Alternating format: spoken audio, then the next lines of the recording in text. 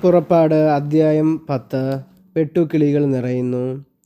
കർത്താവ് മോശയോട് പറഞ്ഞു, നീ ഫറവോയുടെ അടുക്കലേക്ക് പോവുക. ഞാൻ ഫറവോയുടെയും സേവകരുടെയും ഹൃദയം കഠിനമാക്കിയിരിക്കുന്നു.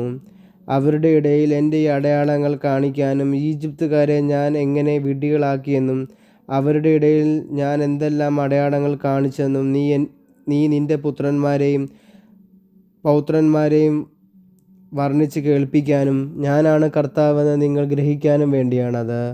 മോശയും അഹരോനും ഫറവോയുടെ അടുത്ത് ചെന്ന് പറഞ്ഞു, ഹെബ്രായരുടെ ദൈവമായ കർത്താവ് ഇങ്ങനെ പറയുന്നു, എത്ര നാൾ നീ എനിക്ക് കീഴ്വഴങ്ങാതെ നിൽക്കും? എന്നെ ആരാധിക്കാനായി എൻ്റെ ജനത്തെ വിട്ടയക്കുക. അവരെ വിട്ടയക്കാൻ വിസമ്മതിച്ചാൽ ഞാൻ നാളെ നിൻ്റെ രാജ്യത്തേക്ക് വെട്ടുക്കിളികളെ അയക്കും. അവ ദേശത്ത് കാഴ്ചയിൽ നിന്ന് മറച്ചു കളയും. കന്മഴയിൽ നിന്ന് രക്ഷപ്പെട്ടവയെല്ലാം തിന്നുകളയും. അവ നിങ്ങളുടെ വയലിൽ വളരുന്ന എല്ലാ മരങ്ങളും നശിപ്പിക്കും.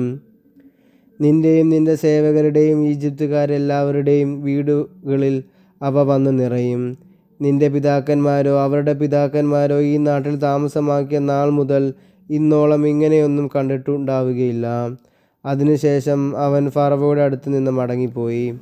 അപ്പോൾ ഫറവോയുടെ സേവകർ അവനോട് പറഞ്ഞു, ഇനി എത്ര നാൾ കൂടി നമ്മൾ ഈ മനുഷ്യൻ്റെ ഉപദ്രവം സഹിക്കണം? തങ്ങളുടെ ദൈവമായ കർത്താവിനെ ആരാധിക്കാൻ ഈ ജനത്തെ വിട്ടയച്ചാലും ഈജിപ്ത് നശിച്ചുകൊണ്ടിരിക്കുകയാണെന്ന് ഇത്രയായിട്ടും അങ്ങ് അറിയുന്നില്ലേ? ആകയാൽ അവർ മോശയെയും അഹരോനെയും ഫറവോയുടെ അടുക്കിലേക്ക് തിരികെ കൊണ്ടുവന്നു. അവൻ അവരോട് പറഞ്ഞു, നിങ്ങൾ പോയി നിങ്ങളുടെ ദൈവമായ കർത്താവിനെ ആരാധിക്കുവിൻ. എന്നാൽ ആരെല്ലാമാണ് പോകുന്നത്? മോശ പറഞ്ഞു, ഞങ്ങളുടെ യുവജനങ്ങളും വൃദ്ധന്മാരും പുത്രന്മാരും ഒരുമിച്ചാണ് പോകേണ്ടത്. ഞങ്ങളുടെ ആടുമാടുകളെയും കൊണ്ടുപോകണം. കാരണം ഞങ്ങൾ പോകുന്നത് കർത്താവിൻ്റെ പൂജാ മഹോത്സവം ആഘോഷിക്കാനാണ്. അപ്പോൾ അവൻ പറഞ്ഞു, ഞാൻ നിങ്ങളോടൊപ്പം നിങ്ങളുടെ കുഞ്ഞുങ്ങളെയും വിട്ടയക്കുകയോ? കർത്താവ് നിങ്ങളെ കാക്കട്ടെ. നിങ്ങളുടെ ഉള്ളിൽ എന്തോ ദുരുദ്ദേശമുണ്ട്.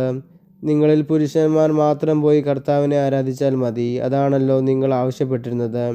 ഉടൻ തന്നെ അവർ ഫറവോയുടെ സന്നിധിയിൽ നിന്ന് ബഹിഷ്കൃതരായി. പിന്നീട് കർത്താവ് മോശയോട് അരുളി ചെയ്തു, നീ ഈജിപ്തിൻ്റെ മേൽ കൈ നീട്ടുക. കന്മഴയെ അതിജീവിച്ച എല്ലാ ചെടികളിലും തിന്നു നശിപ്പിക്കുന്നതിന് വെട്ടുക്കിളികൾ വരട്ടെ.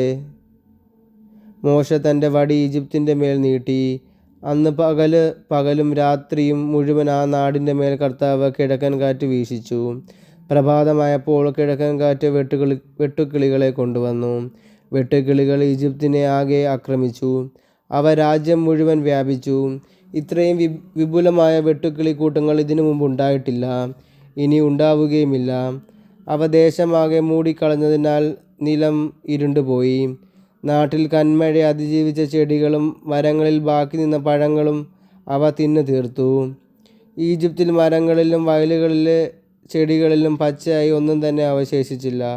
ഫറവോ തിടുക്കത്തിൽ മോശയെയും അഹരോനെയും വിളിപ്പിച്ച് പറഞ്ഞു, നിങ്ങളുടെ ദൈവമായ കർത്താവിനും നിങ്ങൾക്കുമെതിരായി ഞാൻ തെറ്റ് ചെയ്തു പോയി. ആകയാൽ ഇപ്രാവശ്യം കൂടി എന്നോട് ക്ഷമിക്കണം.